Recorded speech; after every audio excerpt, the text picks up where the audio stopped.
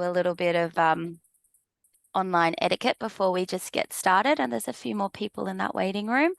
Hi everyone, I hope that you can hear me. My name's Gemma Robbins. I'm the Regional Arts WA Network Coordinator here, and I worked with this team to coordinate the panel. So we've got the panelists pinned at the moment, and you guys are all up the top. We do encourage you to keep your cameras on, so so we have that feel of being in the room together. But I do need to let you know that we are recording this because we will be putting it online so others can watch it later. So if you're not comfortable, then I understand if you want to keep your webcams hidden. Another little bit of housekeeping is that if you're having trouble hearing, there is a function on Zoom which you go to more and there's captions. So there is live captions. I'm not sure how accurate they'll be, but they could assist you if you're having trouble with the hearing. And also there is the chat function. So at any time, if there's any problem or if you've got a question, please put it in there and I'll monitor that while we have this conversation. I've just let a few more people in and then we can get started. Oh, hello everyone. Hi. Okay, so I'm just going to welcome everyone here today and acknowledge that I'm on Whadjuk Noongar country and we're all sitting on different countries across the state, and there's some people across the eastern states joining us. And Pilar just yesterday was saying that Regional Arts WA has updated their acknowledgement of country in the annual report, and I said, oh no, I normally like to just say what's on my mind at the time, which is, and of course Pilar said of course, but then I read it and I thought this is really beautiful, so actually I'm going to read it now that we've updated it. So Regional Arts WA honours and respects the traditional custodians of the land in which we gather and operate, acknowledging their enduring connection to country, culture and spirituality. We recognise the resilience and strength of the First Nations peoples, their rich cultural heritage, and the ongoing importance of their knowledge and practices. We are committed to fostering cultural equity and understanding with the First Nations people across WA. So I will now hand over to our CEO, Dr. Pilar Kasat, who will be facilitating the conversation with the Shorebird, some of the creators from the Shorebird Quest. So thank you, and over to you, Pilar. Thank you. Good afternoon, everyone. It's real great to see you all on the screen. I would love it if we were all in a room, but this is as good as it gets, and that means that more people can participate. Thanks, Gemma, for the introduction, and we're ready to go. So I will introduce the panel really briefly, and then we'll proceed to several questions, and then we'll have time for you to ask lots of questions. First of all, I wanna invite us to leave the stuff that we're doing in our days just outside for a moment. So what I want us to do is to just land here and trying to create a bit of intimacy with this, mediated by this screen. So if I can ask everyone just to take a big breath in and just, get comfortable, put your feet on the ground, whatever ground you're on at the moment, and just, make sure you feel where you're seated. Just make contact with that chair. Thanks, Gwen. I love that roll. And just take another deep breath. Here we are. We're going to create a bit of space to share some ideas and thoughts about a pretty magnificent project. We are really lucky to have the creators and 4 of them in the room, and there are more, right? So there are more creators that participated in the project in this space here today, but we have 4 representatives that will be speaking more directly to the project. Projects like this don't happen without an enormous effort. And I am already, if you had the chance to see the video, can I get a bit of a show of hands? And those of you are muted at the moment, if you could somehow let us know, maybe with a little hand, whether you had the opportunity to watch the video. Yes, I did. I'm not, can you tell us if you had the chance to watch the video? Great. Hands are getting up, some. Now, a lot haven't. So I'm going to ask I'm going to ask Gemma. I think it's so important that we get a grounding on this project, that I think it's really worthwhile spending 5 minutes together and watching the promo video, because if you haven't, I don't think you're going to get as much from the conversation that if you had the chance. So if everyone, those of you who already watch it, if you can indulge us for 5 minutes to watch it again together, that would be wonderful. So Gemma, before you press play, I wanted to ask our panelists, before we show the video, just one word, and that is for Meredith, Bernadette, Jamie, and Ed. Can you give me one word that explains or tell us what this project meant to you in one word? Meredith. One word, expansive. Expansive, thank you. And we'll leave it there. Bernadette.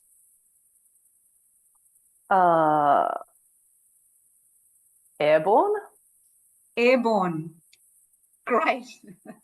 Okay, just get those words and, you know, listen, hear them. So expansive, airborne. Jamie. Oh.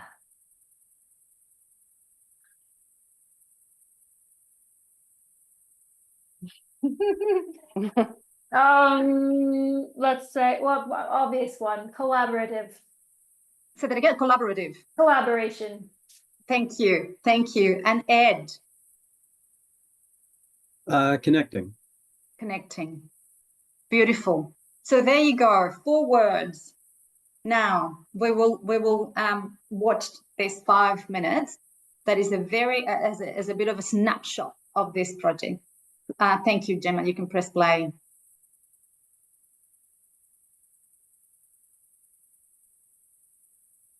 I'm not getting sound across.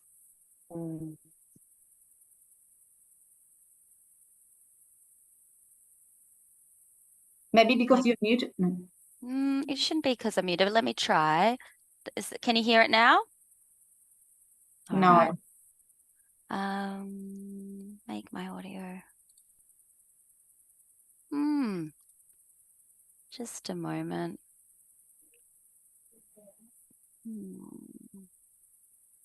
I wonder if one of my colleagues knows how to make the... That's a hard one to put you on the spot, Gemma, that way. So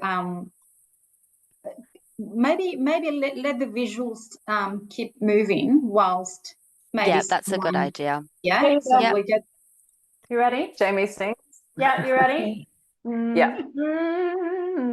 Praise I'm a polykeeper.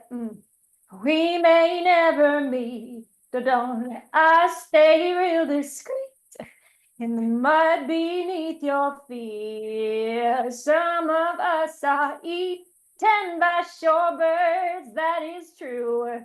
Baby, don't you eat the green ones? They taste like slimy spew. Well, it ain't great crud, it's all about the mud, the benthic boogie. Ooh, hey, the benthic boogie. There, the benthic boogie. Down, down, down, the benthic boogie. Oh, woo, woo, the benthic boogie. Down and down, well, it ain't great crud, it's all about the mud, the benthic boogie. Say it again, wait, crud, it's all about the mud. With your feel,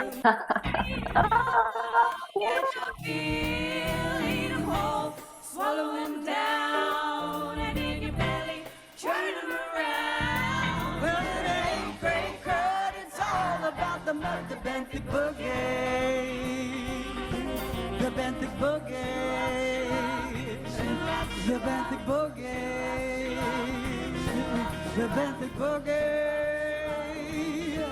The benthic boogie.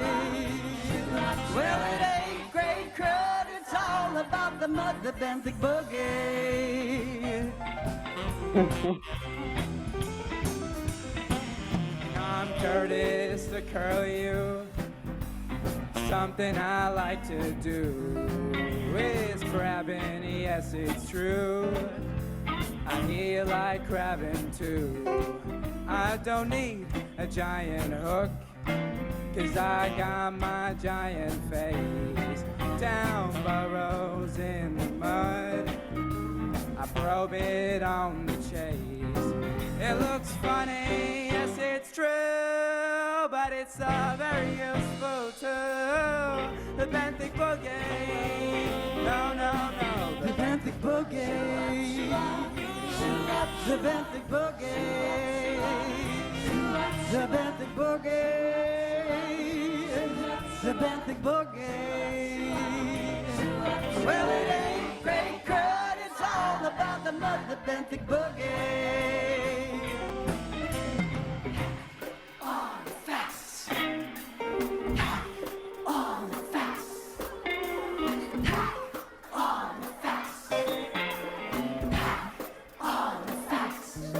When it's time to migrate, I've got to put on some weight, 'cause I got a date, and in the Arctic you can't be late. So I go to my favorite crab hole and I probe my bill inside. Got to get your fill now, look out, here comes the tide. Well, it ain't great crud, it's all about the mud, the benthic boogie,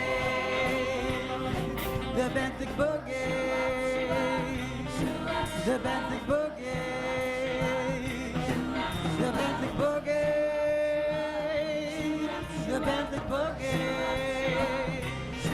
Well, it ain't great crud, it's all about the mud, the benthic boogie. No, no, no. Well, it ain't great crud, it's all about the mud, the benthic boogie. No, no, no. Well, it ain't great crud, it's all about the mud.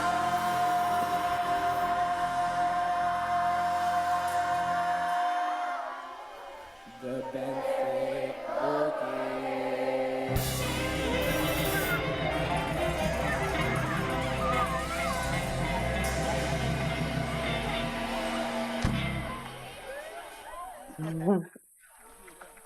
Thank you.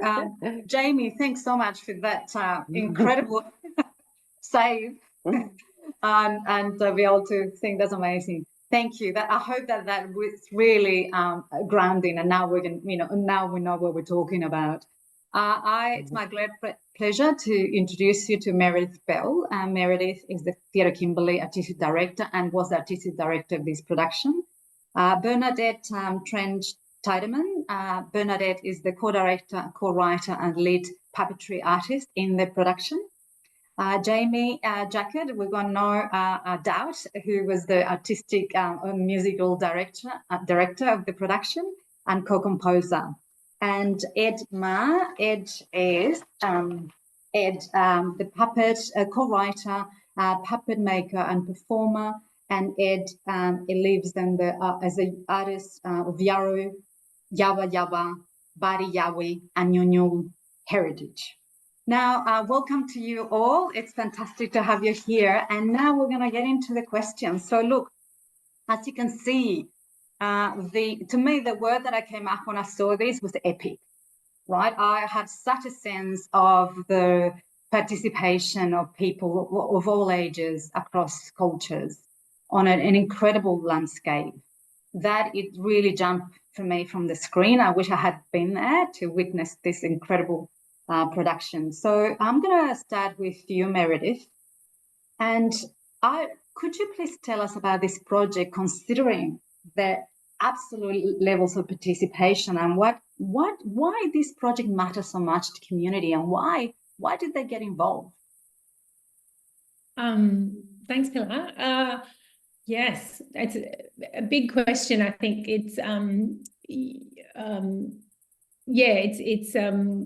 and there's lots of answers to that. I think, why did it matter? So the video that everyone has just seen is from the 2023 show, and the first production was in 2019.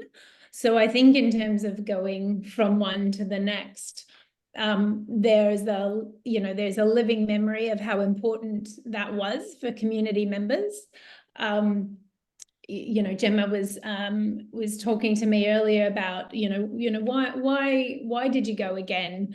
And I think, you know, in a small community, you see people a lot. You go to the post office and people say, oh, when are you going to do that thing again? That was amazing. And I think when people understood what it was coming from 2019, and you just say Shorebird Quest and people say, oh, yes, we can't wait. They had an understanding of what it was to go again. That takes you back to 2019 and, you know, maybe why did it matter then, which is, you know, another question. I think, you know, the collaboration across different groups and the amount of participation and engagement that the project had was enormous and really important. And I think there's not that many ways that all diverse parts of community have an opportunity to connect. So, for example, to have Yawuru Rangers in classrooms working with kids, that alone is a special opportunity that we'd like to see more of. Multiply that by, you know, all these different levels of engagement. There's community members invited to work with, you know, nationally known artists and create puppets. Like, that's a special opportunity. People getting to work together in a community choir, people getting to hear, you know, Yawuru language performed live, and people just getting to sit there on the beach, which is essentially a natural amphitheater, and look down at that stage. Like, these are really special things. So I think there's many reasons, and those, hopefully that's a good answer of a handful of them. I think we're going to probe a little bit more in a minute, but just hold that thought. I think, to me, obviously the level of participation, people are invested in this in a way that it endured, right? So you did your show in 2019, and somehow people wanted it again, right? So this is what I'm hearing, that was the drive of the community, that you had to repeat it in some ways, right? And that level of investment to do it once obviously warrants the next one. But and if you have questions, please put them in the chat, and then Gemma will help me to filter so we can create a bit of a dialogue. So the next one, this is for you, Ed. And this place couldn't have probably happened anywhere else, right? It's very site specific. It's very connected to place. So could you tell us how and the engagement of Yawuru people, how did that commence? Why people decided to become involved, and what was your involvement more specifically in this project, Ed? I mean, how we kind of became a part of it was all I mean, Theatre Kimberley coming towards NBY, talking with the Yawuru Rangers and the DBCA Yawuru Rangers on wanting to find out what kind of story we wanted to tell about Roebuck Plains and about country, and how that could be connected to the Shorebirds. And I mean, my part of it was, at the time, I was one of the Yawuru Rangers, and me alongside some of the other Rangers and other members of the Yawuru community got to be a part of the writing room and the storyboarding of how this story could go, and developing the character of initially Curtis, and how and what kind of story he was going to go on, and how he can expect to country. Tell us who's Curtis, because most people wouldn't know. Who's Curtis? Well, Curtis, I mean Curtis the Curlew, but Curtis, the name came from a previous Yawuru Ranger who also went by the name of Curtis, who was at the time, very involved in a lot of the work that both Yawuru Ranger teams were doing. So he was a very big character. One of the protagonists, one of the birds, right, on the story. Yeah. The main character. Yeah. Now, can you tell me a little bit about the lead up time to this? Obviously, you know, community engagement takes time. You've got to develop trust, and relationships are absolutely core to this kind of project for them to work. And could you tell me, what was the lead up time for this when you did it in 2019? How long did it take for people to actually really get excited about coming along for the journey? Well, I'd say in regards to the community members and from NBY side at Yawuru, we definitely, the Rangers were all I think, on board from the get-go. We were a bit unsure about it in general, because it was the first time we'd been asked to be a part of something theatre-wise, and especially when your every day is just going out on country and doing environmental work, and just being brought up. You want to be a part of writing a story, being a part of a performance, and things like that. But the actual elders in our community and things like that, they're all born storytellers, and they immediately wanted to be a part of it, wanting to tell stories about the shorebirds. Thanks, Ed. Now I'm going to go now to Bernie and Jamie, and I might just let you, pick who wants to go first. You two had really amazing roles in this in terms of the writing and the music creation, and we know that, as I was saying earlier, there's a lot of songs, a lot of music, and a lot of elements to this. So can you tell us a little bit more about the creative aspect of this project? We know we've got community engagement, we've got First Nations engagement, and the connection to conservation is obviously really strong here.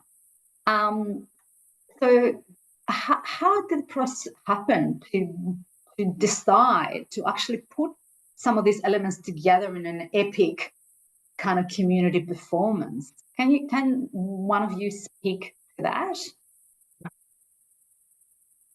Do you want me to? I mean, okay. So I guess it started as a conversation between Jamie was sort of working at the Broome Bird Observatory. She spoke to myself and Gwen Knox about a theatre show with migratory shorebirds. Well, and that was sort of I interject with that because I wanted to, it was actually Gwen's fault that it turned into a production, because I actually approached you, specifically Bernie, to look at the possibility of building a shorebird puppet so that we could put it in Shinju Matsuri Parade, so the Bird Observatory could have that something more in the community face. And sure. You and me and Gwen had coffee together, and then you were like, "This is great, yeah, we'll build a puppet." And Gwen's like, "Well, you're going to go through all the trouble of building puppets. You have to do a production."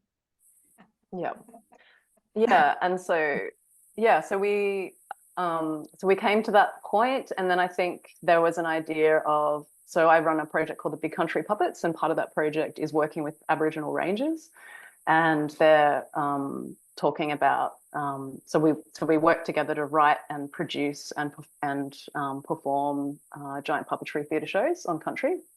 So we had this idea that we would sort of run this sort of process in a sort of similar way, and bring the rangers into that writing room, and invite them into that writing room to really be part of that project. But I mean, when that conversation first started, I think when Jamie first started talking about it with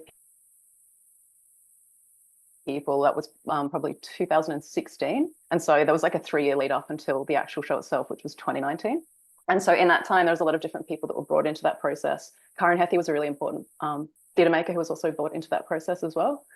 And then obviously it took a long time also to get the funding. But in terms of the creative, those are the creative bones of the beginning of the project. And then from there, within the writing workshops with the Rangers, we also went through the process of looking at design, looking at what was needed for those puppets, what characters we needed, who were they. We went through sort of a process of talking with Rangers about what their experiences were with theatre, with musicals, trying to decide what the show, how it was going to speak to the audience, and what elements the Rangers wanted in there creatively as well. And then at the same time within that writing workshop, we started talking about, it was sort of at the same time talking about the musical elements. There's so many different forms that we were working with, trying to sort of bring them all in, and sort of looking at what languages we should use to express the different parts of the journey of these migratory shorebirds from Siberia to Broome. So that's, I guess, a very brief overview of the very beginnings of that creative process. Yeah.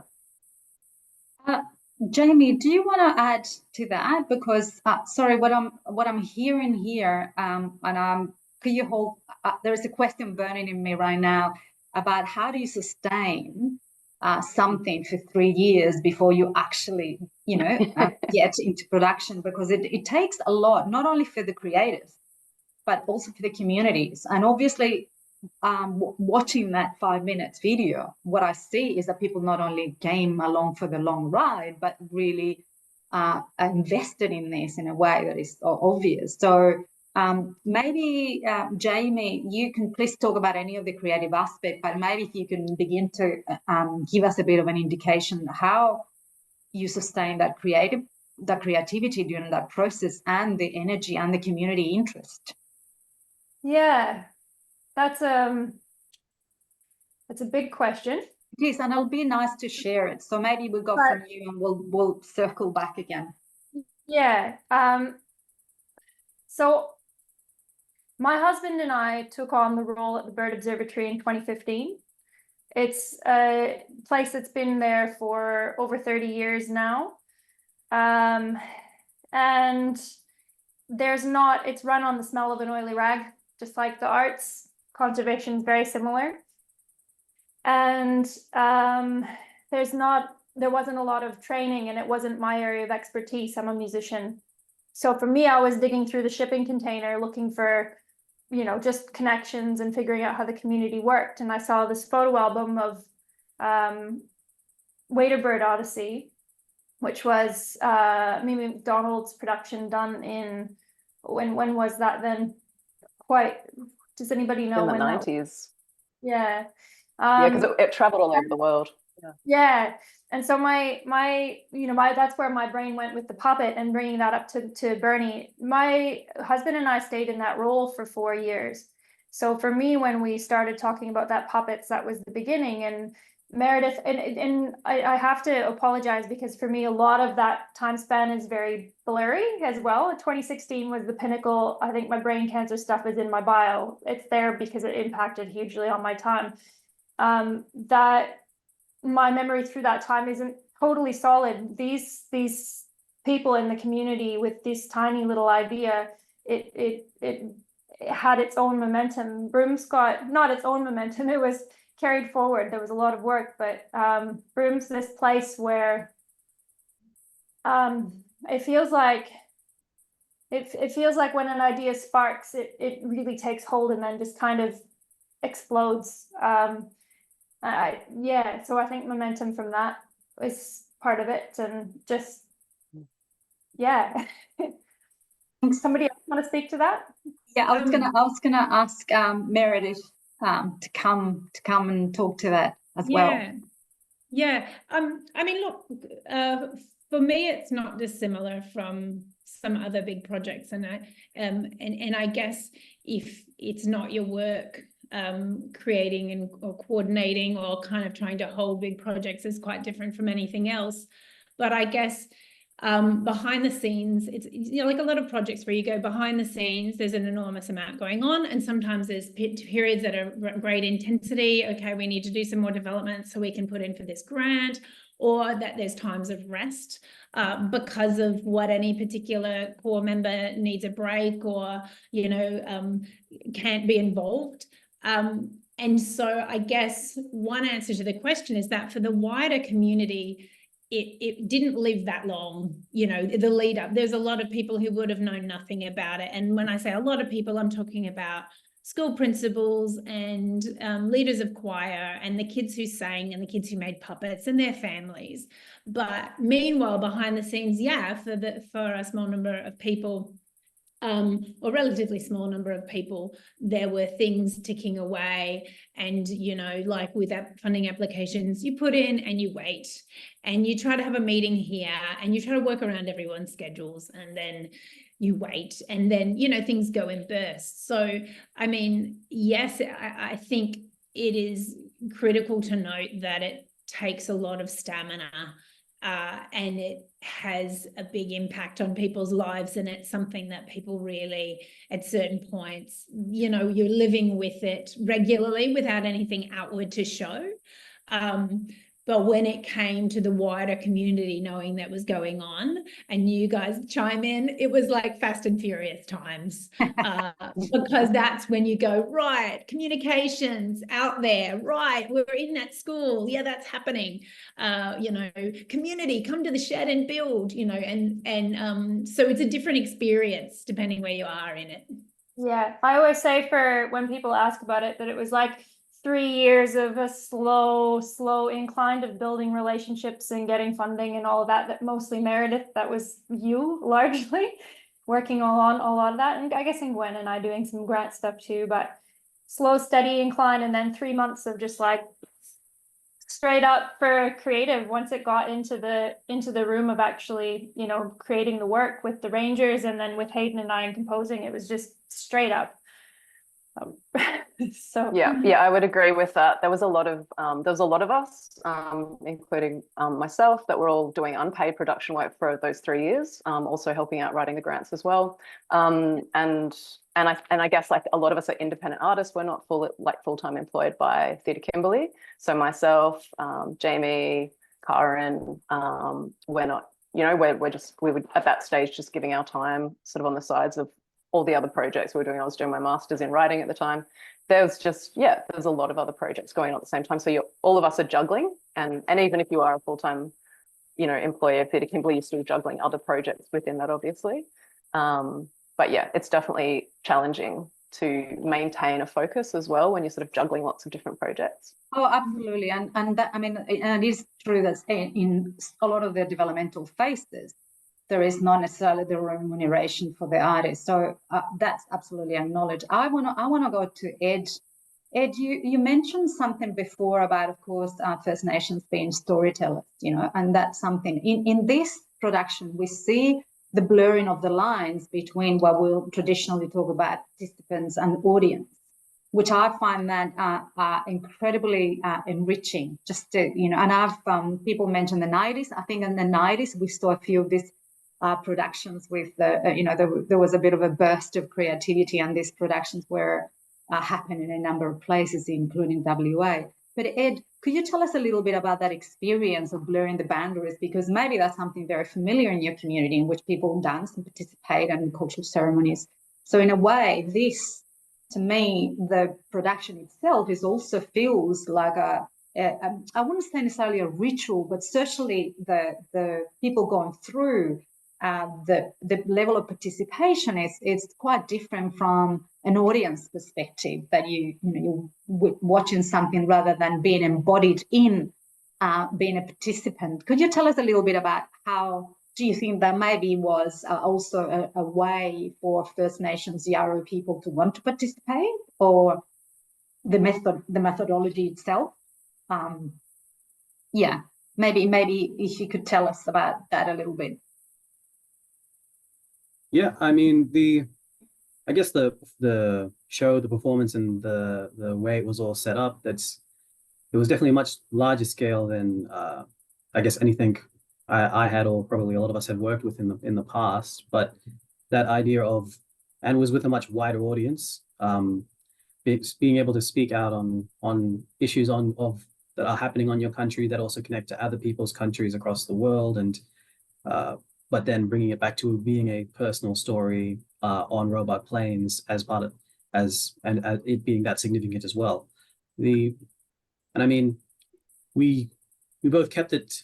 It was the actual story and the plot of the story and things like that were all kept maybe a bit separate from how cultural stories would be told, but at the same time, it did have a great significance because we talked about Roebuck Plains and the live the invertebrate on Roebuck Plains, the actual curlews using Roebuck Plains as their dining room, their kitchen, things like that. That's how we as Indigenous people are. That's where we get our food, out on Roebuck Plains, and the story was to show that we're just like them, that we need to take care of country, and because like the animals, that's where we get our food, and that's how we take care of ourselves, by taking care of country. Yeah, thank you. That's great. I think that brings another element of this project, which is the complexities and the layers of belonging the layers of association to connection to specific country from a variety of people.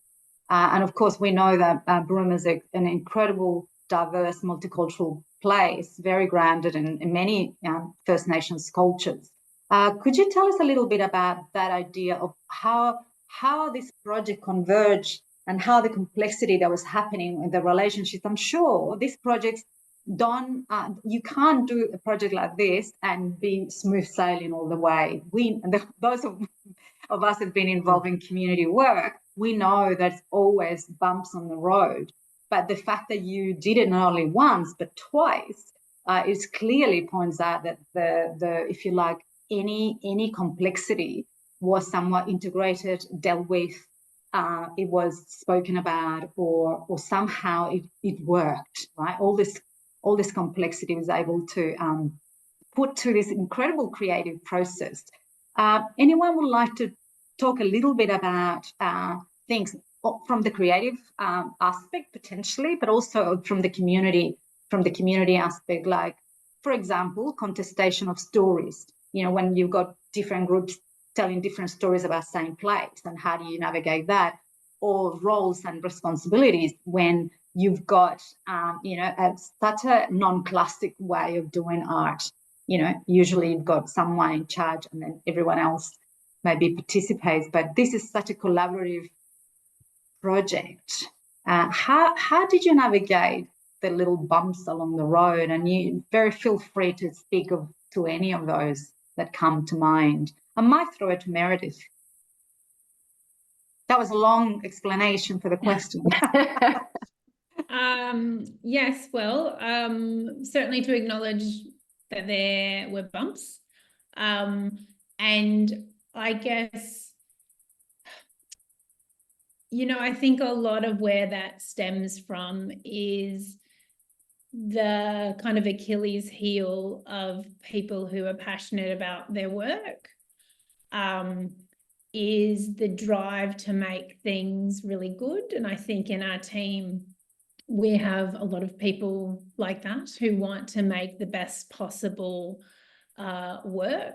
creative work across many aspects of it. So, across the puppetry, across the theatre making, across the music, everything. And I think, because no one, we're working with some, really experienced artists, and we're not telling people when to clock off. We say, we're working together and we're trying to get this done, and people give so much. And I think the Achilles heel is that people tend to work too hard. And when you're headed to a deadline, like the show is going up on May the 4th, and here's all the people we're taking with us. Yeah. And we are the leadership, as the leadership roles within Theatre Kimberley, the leadership roles within the artistic team, who people are looking after, who Jamie is looking after, who Bernie is looking after.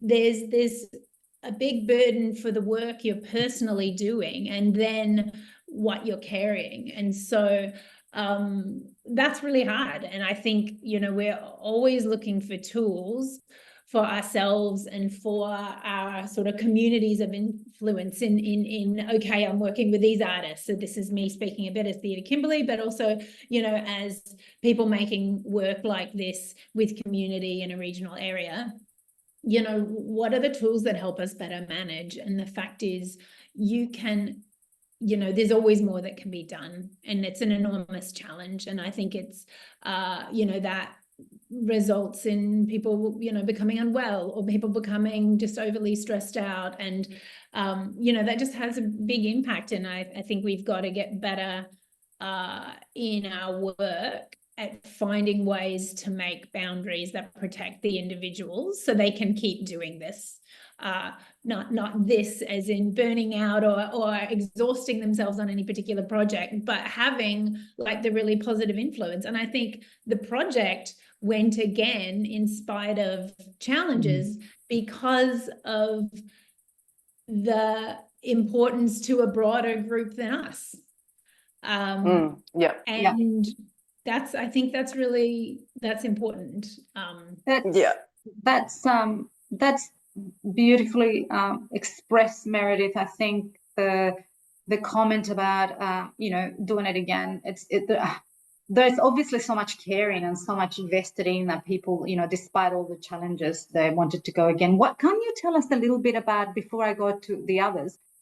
Do you have a sense of the number of people that were involved? I think we've got a sense through the video, but can you give us a bit of an estimate, just to get to have a sense of how many school kids were involved, how many people were in the choir and things like that? Yeah, I'm sure. I mean, I'm just recalling, Pilar, because we count so many things for our reporting, we go a bit crazy with it, but I believe we had nearly 600 young people, school-age kids, including high school students, not as many high school students as primary. Yeah.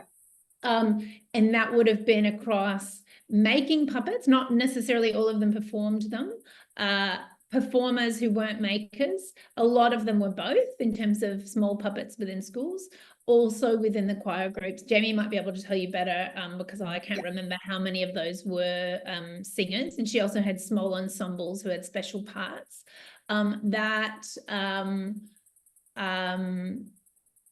Huge numbers, and I guess within Broome, those people that they influence were those family members who can then come on and have an appreciation because they've been hearing about it all along. That really crosses our community. We're talking about a town of 15 or 16,000 people. Yeah, that's huge. Bernadette, I'd like to go to you and pick up this some of the challenges, because obviously as an independent artist, and you already alluded to that, having the insecurity of work and sort of juggling many projects, and while one is about to happen but it's not happening yet. And maybe if you tell us a little bit about that experience and how maybe some of your own ways of overcoming some of that. Yeah, sure.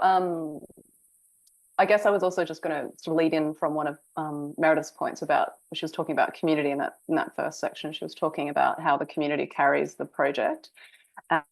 And I think that there's a lot of community members who actually also carry a lot of the people that are leading the project. And so if it's not for them, then the project doesn't go ahead. So that includes people that are helping to house you, helping to feed you, people who are bringing food around, who are like, so many people from community put their energy into this project that it's just literally not possible to do it. And they're just coming in at the last minute, you'll be talking to a friend at the coffee shop, just going, oh my gosh, we've still got to get this thing done because blah blah blah is sick or something's happened, and they'll be like, okay, right, I'm coming on this day, or I'll come late at night or something. Everyone's bringing so much energy to sort of support one another. So that project doesn't happen without them, firstly. And then I guess, just speaking to generally around independent artists, whether they're in a regional town, whether they're in a city. I do a lot of work in urban spaces as well. I guess one of the, it all comes down to housing for a lot of people. You'll hear this over and over again. For independent artists, housing is the number one problem that's happening. And because there is no artist wage that you would get, say in Europe, say in somewhere like Belgium, it means that you're always waiting for the next funding application. If you don't have somebody supporting you, like parents or a partner, you've got sort of a next level of insecurity as well. Or, if you're not living with family, then it's definitely a lot harder. And I guess the ways of overcoming that are, not everyone's able to overcome that. And we're seeing that more and more as the housing crisis develops further and further. And it's a huge danger to, I think, our creative communities, and to kind of fostering a really healthy ecology where there's lots of different artists that are able to function outside of organizational structures, perhaps. Absolutely. I mean, I think wouldn't it be great? And I think maybe as a collective we need to be talking about this more, but the universal artist wage that Ireland, they've tried that, how important would that be? Maybe the next national cultural policy should be considering a universal artist wage, but we're going to pause on that. Yes, but I think it's very important. I think it is important to name it though, and it's something that other people in other parts of the world are looking for solutions. because of the value that they put into these creatives. So it is something that certainly I'm very interested in, and we'll keep, talking about those things when we can make representations to governments and politicians. So it's very important. Jamie and Ed, I haven't specifically to ask you if you wanted to speak to any of the harder aspects of or the maybe more challenges of a project like this, but if let me know if you would like to speak to that. Otherwise I was going to start talking about outcomes given the time. I feel like Bernadette and Meredith covered that very beautifully. There's always going to be challenges with big projects, and they spoke to them very eloquently and clearly. Yeah, and I love Bernadette's comment about how the community carried you in so many ways. I mean, that is really speaks for the value of kind of this well knitted and kind of connecting creative projects. Ed, did you want to have anything to add to that?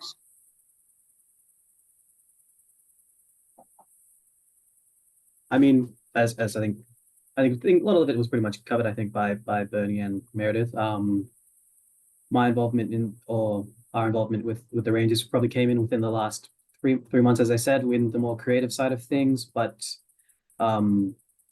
just from that outside view of seeing how things came together in those last couple of months, seeing how the community did come together and how it was while the birds were being created and the puppets were getting made, it was the community members also practicing with the puppets at the same time, building them while they were learning, like people who had never been in puppets before were learning how to perform with them while the puppets were still halfway made. It was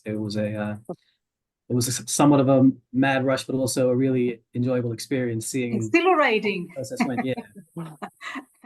Yeah, I can imagine. I can just imagine that. Yeah, the energy that would have been stirred up with this project.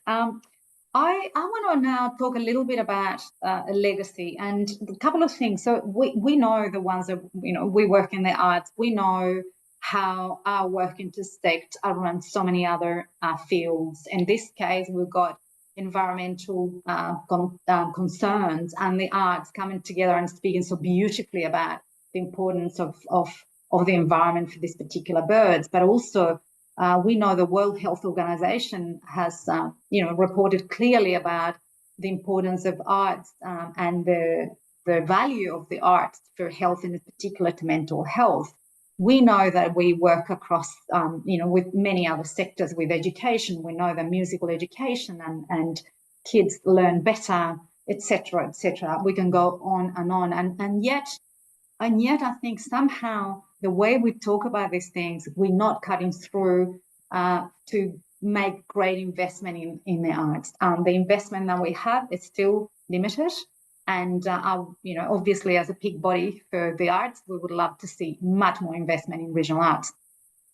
But so I think it'll be good to speak to the legacy and to speak of some of the outcomes that are very hard to pinpoint, and sometimes you can't quite see just watching another video. There is an artistic, obviously, legacy that is enormous, and all the skills and knowledge that those people would have developed participating. We know there is a knowledge about the ecology of the place that it would have come really obviously. I'd love to hear some of the kids talking about this project and the impact that would have had.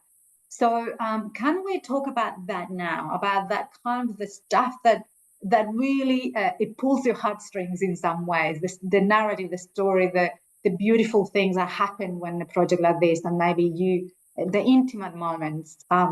Jamie, I can hear you just thinking. So that obvious.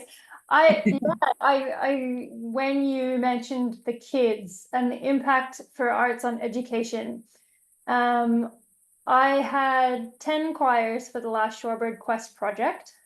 No, 9 of them, sorry, I beg your pardon. 9 were for the Shorebird Quest. The Big Sing, my casual choir, was an add-on just to keep me sane. But amongst those were the 5 primary schools. And getting to teach that material to these choirs every week, and having the all of the kids of a certain age in Broome now can tell you exactly what benthic means, and they can tell you why the birds like it. They'll say why the birds have to visit the mud. They'll say, well, they have to eat the benthic life. They benthic invertebrates. Broome kids know what benthic invertebrates are, and that's like, it's so gorgeous. Because, yeah, from an environmental standpoint, the key message for shorebird conservation is habitat conservation and mudflats and keeping them safe, and for a whole new generation of people to understand that that mud has something of value in it, not financial value necessarily, but of intrinsic value to these shorebirds. And as a mud, it's just so great. It's so great that they're all just, they can all tell you. It's like, why do the shorebirds visit Roebuck Bay? Said literally, I had a whole class of children saying, to eat the benthic life.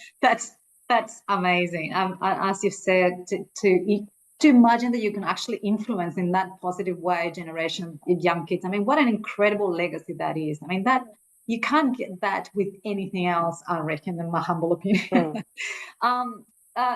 Anyone else, please? I mean, Bernadette, can you? Yes. Just to add on to what Jamie just said, yes, absolutely, for younger generations. I heard so many stories from other people who came out of that show, the first one and the second one, that people who had absolutely no interest whatsoever in migratory shorebirds came away just so engaged in the story of Curtis the curlew and all the other endangered Eurasian curlews and birds that were part of that story, to understand their journey and to understand the significance of Roebuck Bay, and to understand the significance of the work that the rangers do in that country as well, because that's part of the story. It's actually written into the story. But to see all these tiny little things, because this is the key to it, I think, is one of the keys to it, is the key to seeing all these tiny little benthic invertebrates, and then also these quite small birds generally, or you're not always seeing them everywhere, to see them on large scale, to sort of understand them. That helped a lot of people to sort of draw them, and to anthropomorphize them and to give them voice. Yeah. I think that really helped to draw people into that story, and the real story. It's a real story. That's the thing. It's like, it's fictional, but it's actually happening every year, that migration. So I think that was really successful in terms of the impact. Absolutely. Sorry, is it Jamie?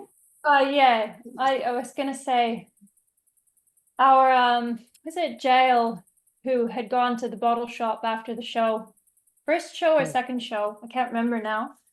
Do you remember, Bernie, which one? I think it was. I think actually Martin told me the story. He'd bumped into a guy, a tradie, who just was like, "Wow, look at those birds!" So he just had no, he's fishing on the bay, but he's not out there doing benthic marine fauna surveys. And and apparently just completely excited and just gobsmacked by the story that these birds have. It's it's really amazing to see people that wouldn't be engaged in that story at all, as Bernie is saying. It teaches into the puppetry element, especially brings into focus that things that they don't normally see. To see people that wouldn't go out of their way, they're not going to pick up a pair of binoculars and a scope and go on a bird watching tour or anything like that. For them to be excited, these little gray-brown birds out on the mudflat, and eastern curlews, they're critically endangered species. So having that attention is important. And that's really cool. Indeed. Meredith, did you want to add to that? Another aspect of this that we haven't yet. It's just two thoughts that came to me. So my father has spent his life studying benthic invertebrates. He's in freshwater, not saltwater. He's in the United States, not here. But I guess what it just made me think is that you can spend a long time sort of hearing about a thing and not really engaging or not really connecting it to what's around you.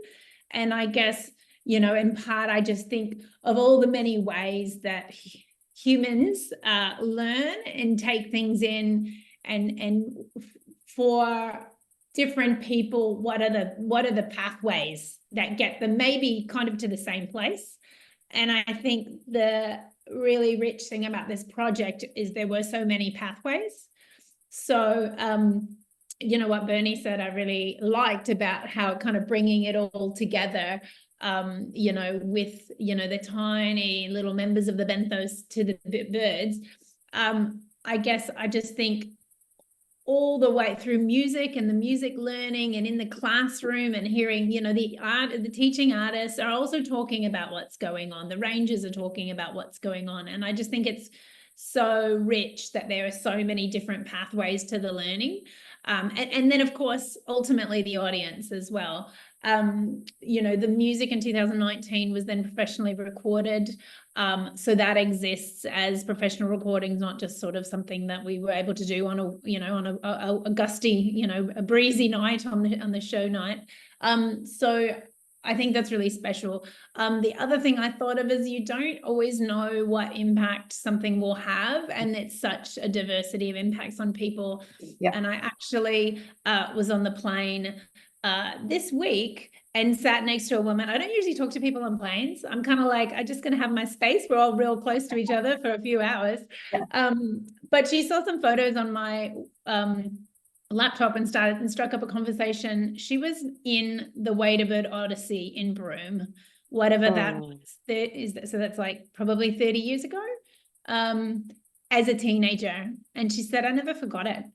And it's, you know, one of the things that stays with me, and I can put myself back in the place, being out there, you know, by the water, holding the puppet, operating the puppet.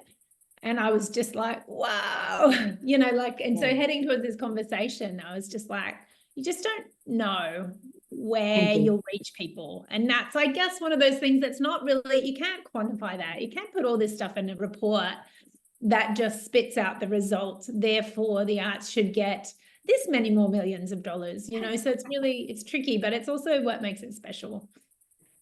Indeed, it's absolutely, you're so right. I think, thank you for that. That's very evocative as well. But before I say any more, I want to go to Ed. Ed, do you have any stories or anything that you heard from someone as far as some moments of legacy, that's something that meant something to people?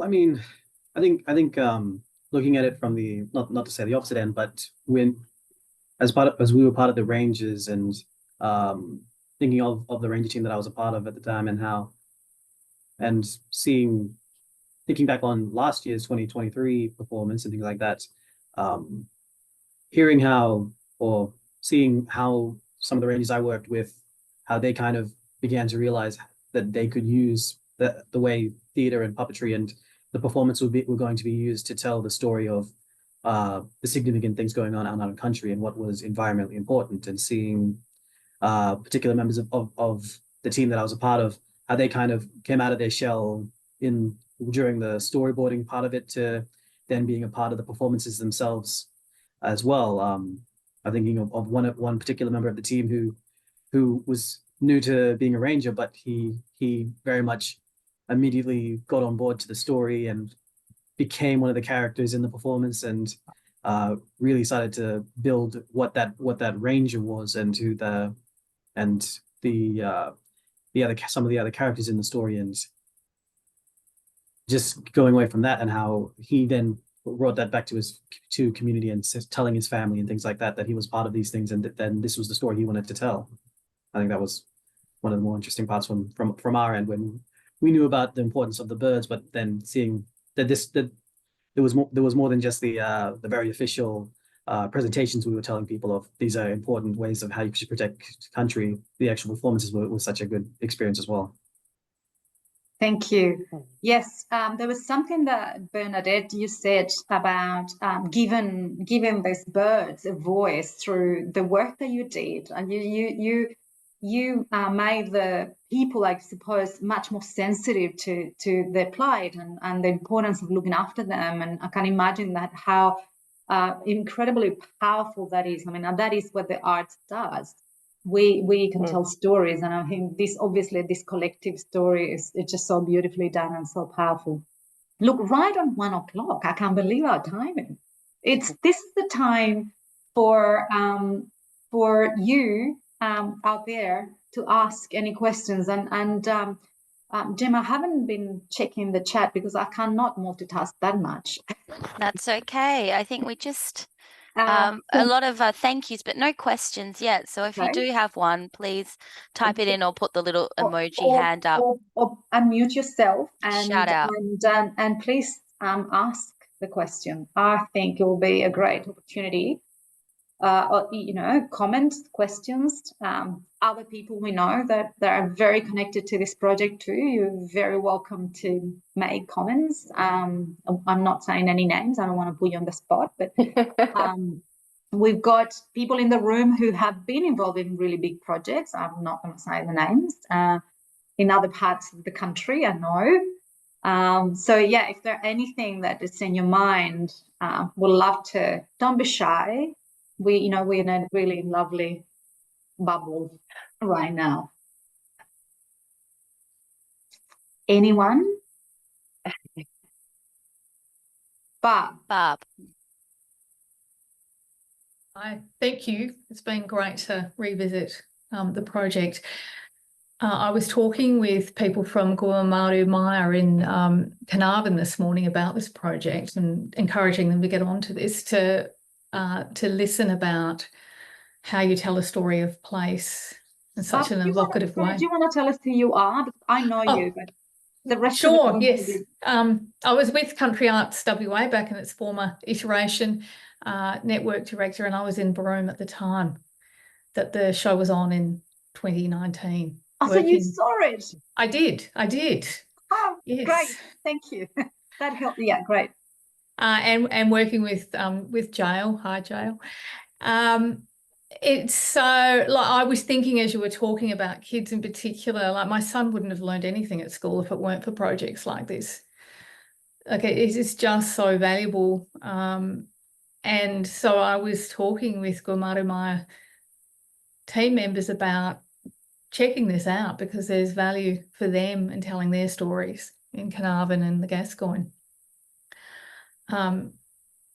And the fact that you did it again, like the amount of energy that went in the first time, I just can't imagine. Have been involved in projects. I don't know if I could do it a second time. Just amazing. I don't have a question. I'm just really acknowledging the amount of effort that goes in and the fact that you're still here talking about it so enthusiastically as well. Amazing. Thank you. Thanks, Barb. That's a great comment. And Barb, many years ago, she was involved in a really big project in Kalgoorlie, Kambalda. That was a community sort of this scale, looking at the importance of water. And Barb, I'm going to ask you if you wouldn't mind just sharing something really special that happened. And I want you to tell it, but I hope that you know what I'm alluding to, what happened in that time. Yeah, well, I may be talking about the same thing. This is what I remember. We were very conscious of ensuring that we spoke to the elders regularly, so that those initial conversations, but regularly checking in. And there was an elder in Coolgardie whose grandfather saw the first barrowman come through Coolgardie, so there was connections right back in time. And it was drought funding, so it was already dry, but it was very affected by drought. And we talked to children about what would happen if they didn't have access to water, and lots of the Aboriginal kids knew exactly where to find water in their environment. So those differences were very clear from the beginning. But we had the performance and it was amazing, and we'd had a lot of wind. It was in October, I think. There was a lot of wind leading up to it, but the night of the performance, it was absolutely still. And then the next morning, a big storm came through, and it only was over the top of Coolgardie, and the Nyamba hole got filled up with water. And everyone was very happy that, we'd basically done a rain dance or something the night before. to bring the Thanks. rain. Mm. Thank you. Was that what you were referring to? Absolutely. That was what I was referring to. That was the time that I was leading the Community Arts Network and Barb was working with us. So thank you for that. That was a very powerful and sort of similar sort of scale, but another transformative instance. Can I go to anyone else, please? There was a question, Pilar. Yes, thank But you. that was a magic story, actually. It just felt like magic. Some really lovely comments, but one question which is burning in my mind as well is, and I'll read it out. I'd love to know what might be next for Shorebird Quest and this creative collaboration. Do you see a particular show having an ongoing life? And I think that's a burning question for me as well, because you guys obviously have, you know, these puppets, you know, you've obviously, people are still talking about it. What's next for the Shorebird Quest? Secret. It's a secret. Well, I think I can be honest in saying we don't have all the answers.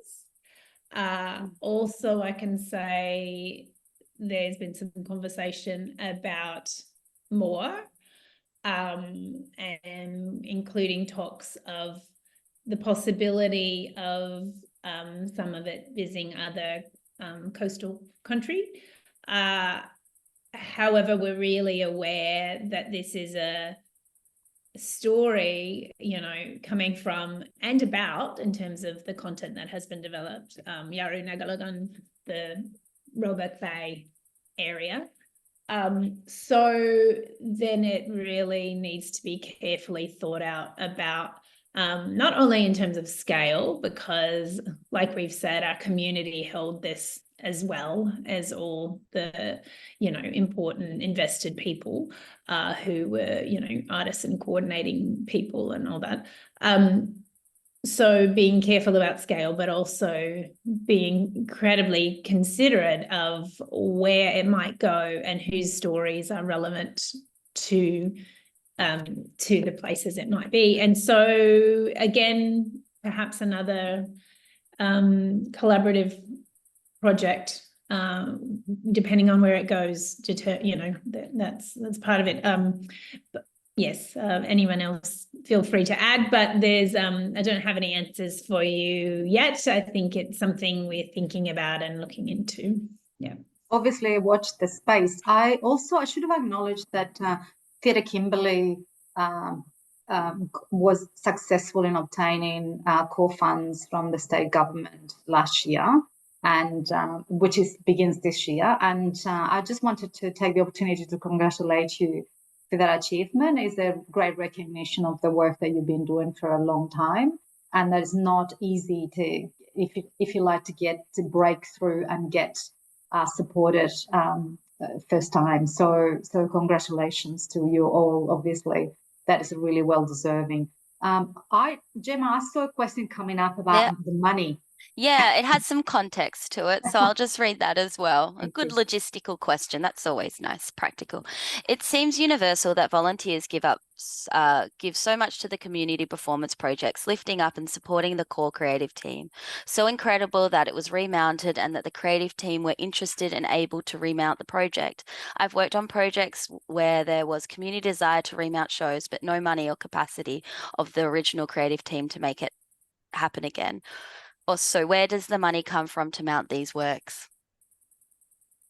Who would like to take that question? I can speak to it unless somebody else would like to. I think it comes from wherever you can find it. Yeah. So, you know, the funding that made the 2023 version happen was different from 2019. We had some NRM money, so funding on the side of conservation.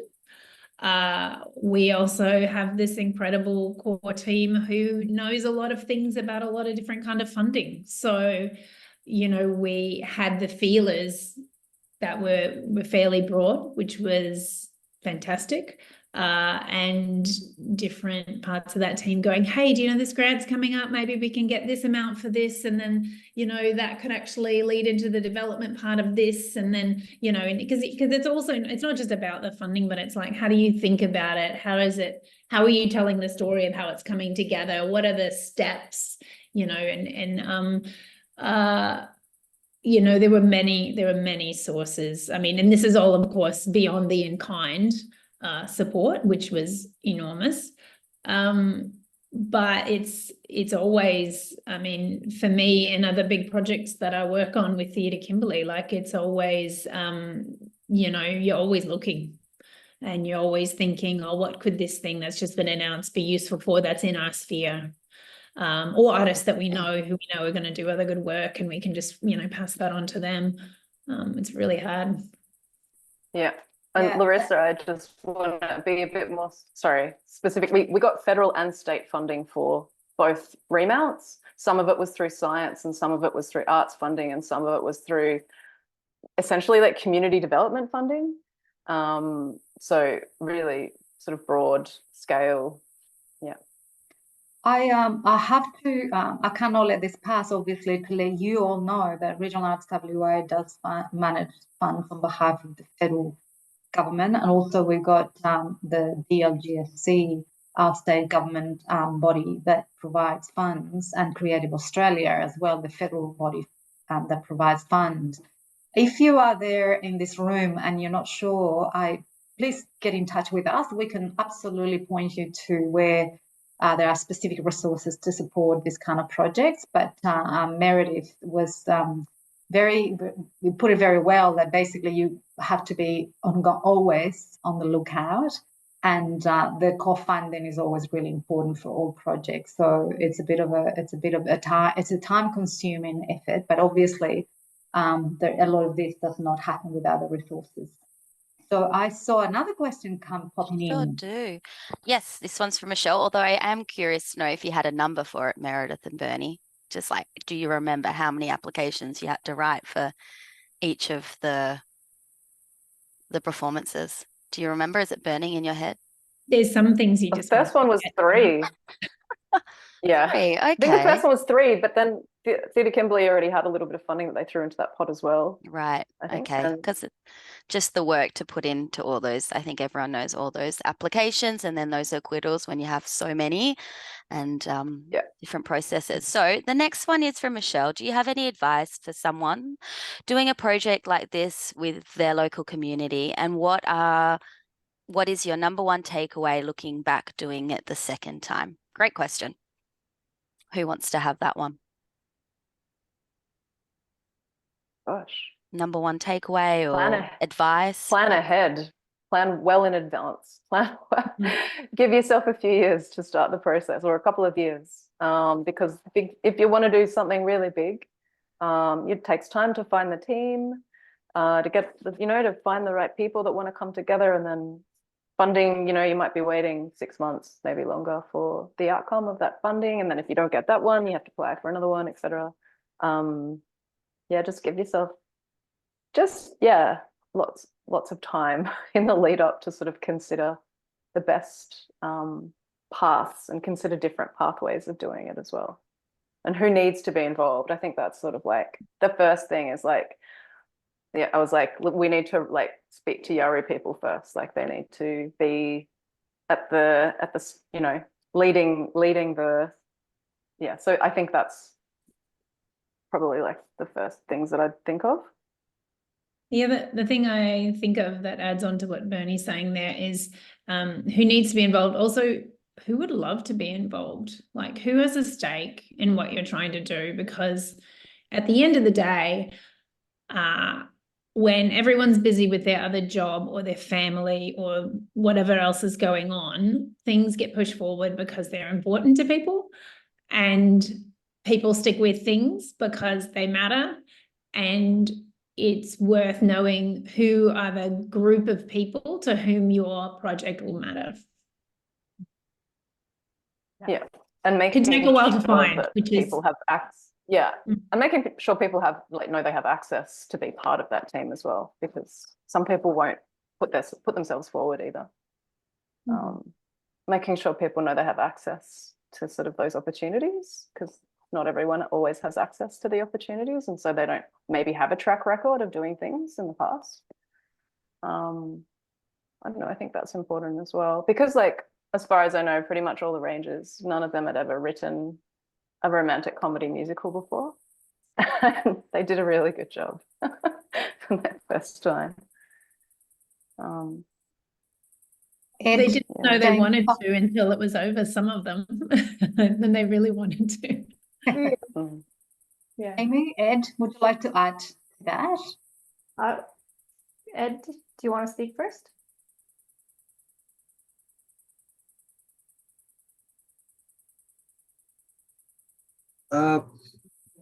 Yeah, I mean, I guess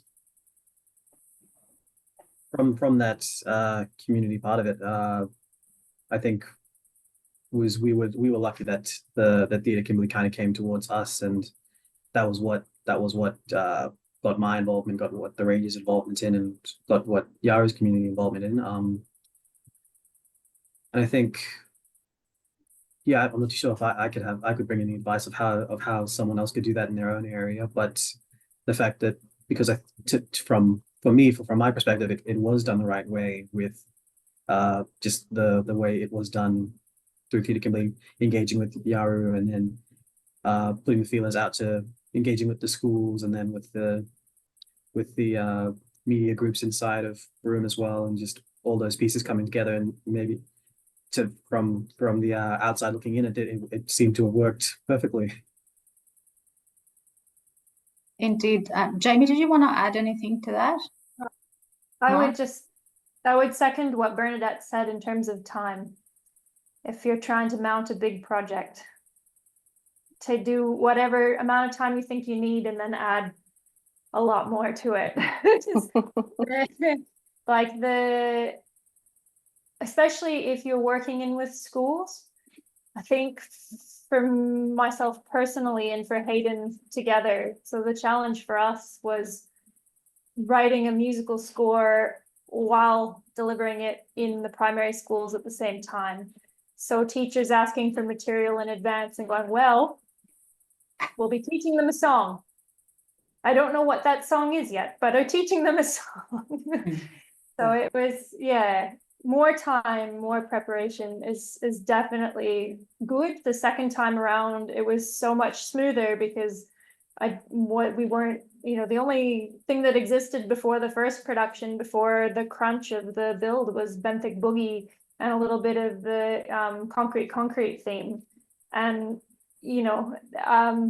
certainly not sheet music. It's certainly not a full score. And this time around, we had all of it from the production. We made some new pieces of music, but having that time to like prepare to teach something is definitely beneficial.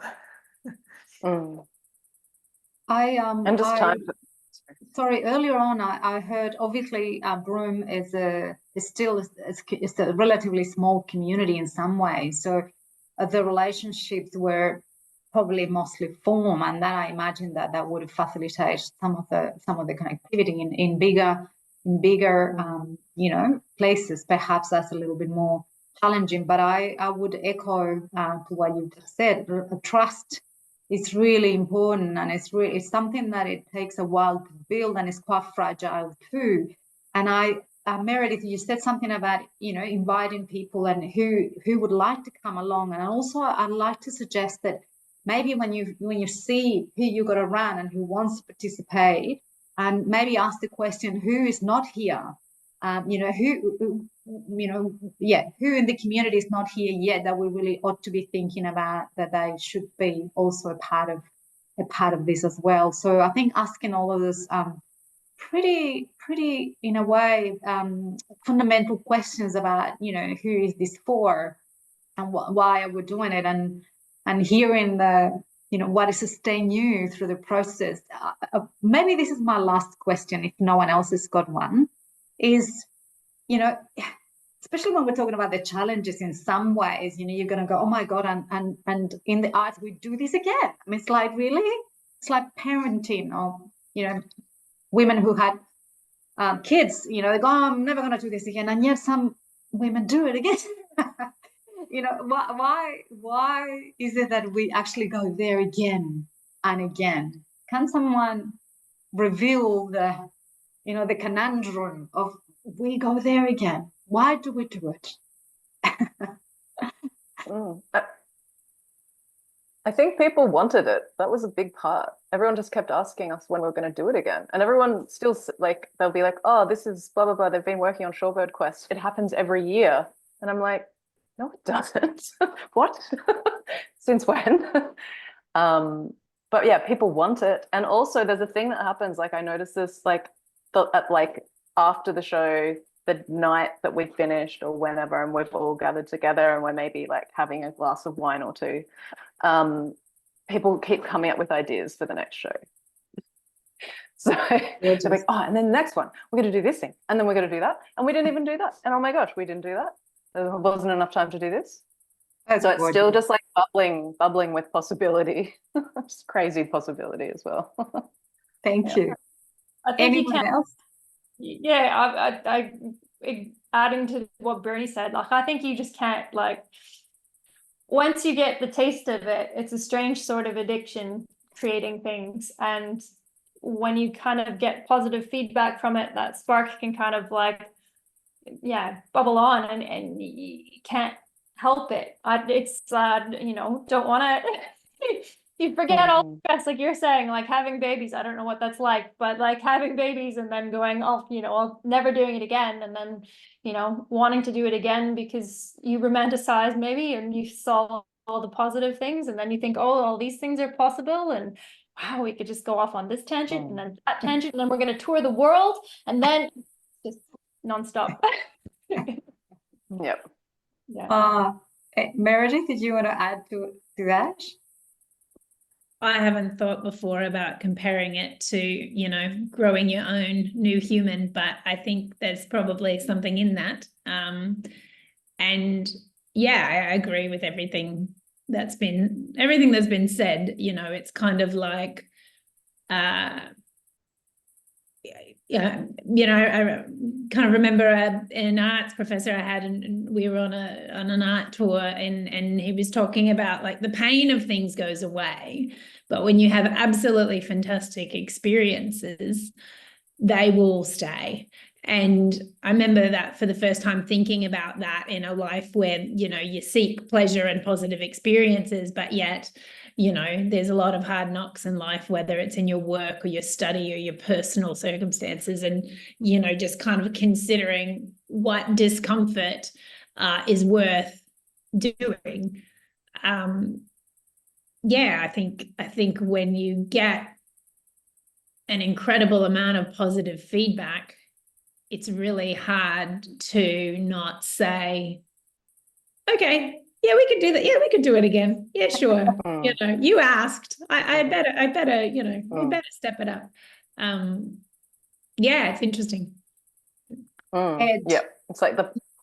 Oh, sorry, I was gonna go to Ed. We've got just a few minutes. I'll go back to. Yeah, no, Ed. Did you want to no, add okay. anything to that? I mean, probably say a lot of what everyone else said, but yeah, it's that reactionary feeling of all that positivity that comes back from the community, of not just your own community, but also hearing other communities. I mean, I don't know how many other ranger teams or Kimberley communities talking about how they wanted to have their own puppet performances that they could put on and things like that, and how they can get it done, and where those possibilities could come from, and I think just you just from the community perspective, just seeing like my nieces and nephews, just how much they love the shows and things like that. You just get that all that feeling of wanting to tell those stories for the sake of the community, and you just keep want to do it again and again, because it's all that positive energy getting sent to you. Thank you. Bernadette, do you want to add one more thing? You're burning so many things. Actually, Ed, I just had to mention that you've gotten 2 tattoos now since each show. one of a eastern curlew flying in front of the moon, and a puppet version of the curlew. Anyway, if that says a lot, I think. But yeah, I was in Brazil for 6 months working on some artist residencies, and I showed the photos of the Shorebird Quest to people there. And so they were like, we need to do, like, we want to do our one, you know, not about shorebirds, but we want to do this like site-specific show on the beach about whales and endangered species here. I was like, oh my gosh, you don't know what you're signing up for. But yeah, it's like it's a pandemic of ideas. It's addictive, yeah. It's catching. That's great. I'm just going to go back to Gemma. Gemma, do we have any other questions, comments? Yeah, there's a few comments in there, but no other questions. Do you want to read some of the comments? Yeah, I'll just see. The last one was from Silvano, and he makes the point, if it's a shame that there's not investment to grow it over 5 years to remount, but also to add and see what happens when you have 5 years of an annual show in the community. I'm going to start bringing this to a close, and I wanted to say that my theory why we keep going, I think creativity as a force, as an energy, it just needs to continue to grow and perpetuate somehow. And I think those of you, and you know this well, because this little bubble right now is full of creatives, and you know how compelling it is to say something, to write something, to create, to sing, and I think, isn't it, that's just a gift. And I think that's a gift that this sector, we've got to, you know, that's why we keep doing it, right? So, and that's why maybe we endure more than we should sometimes, because it's so powerful, that the creative force, incredibly powerful. But I believe that we, I've been around for a long time, you know, in terms of, you know, my career in the arts, and I do feel that there is a different appetite to understand the power of the stories and the narrative. So I am forever hopeful that there will continue to be investment, because people value what you all do. And certainly, as an organisation, we absolutely do. And it's such a pleasure to create an opportunity for this conversation to be had. And we need to have more of them, because I don't know about you, but I'm feeling very energized, inspired, and a bit excited that, you know, we need to be talking about this a lot more. We need opportunities to come together and kind of celebrate each other's work, and I would like to exactly do that. And thank you to Jamie, Meredith, Bernadette and Ed, and others that were there. I know Jael and Gwen Knox. And sorry, I'm not sure if anyone is on. Gemma, I would like to thank you too for putting this on, and wishing you all very well. And unless anyone has got a final words that you would like to add, I would just like to say thank you so much, and we will meet again, no doubt. Gemma, would you like to say anything else? And thanks to you, Pilar. That was really beautiful facilitation and a great conversation. I have had some people in the audience who I've never engaged with before, so I just wanted to say that it'd be great if you wanted to be a Regional Arts WA member. It's free, and just that power in numbers. So I'll put the link in the chat. And I think that's really it. Thank you for everyone for coming. Thank you. And, you know, leaving with the words of, you know, we started with, which was expansive, airborne, collaboration, connecting, and epic. And I think you guys have really added to that today. So thank you, everyone. Thank you, everyone.